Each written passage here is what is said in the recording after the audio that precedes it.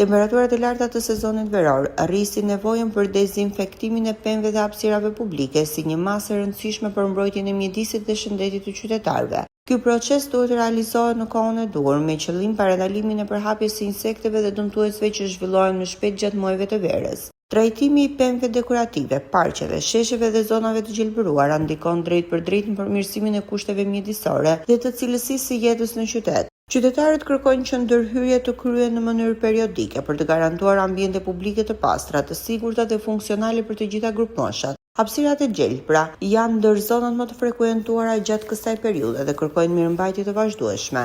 Specialistët vlerësojnë se dezinfektimi në kohën e dur ndihmon në mbrojtjen e bimësisë, ul praninë e insekteve dhe kontribon në ruajtjen e standardeve të higjienës të mjedisit publike. Kryerja e këtij procesi mbetet një domosdoshmëri gjatë sezonit veror, duke garantuar një mjedis më të pastër, më të sigurt dhe më të shëndetshëm për të gjithë qytetarët.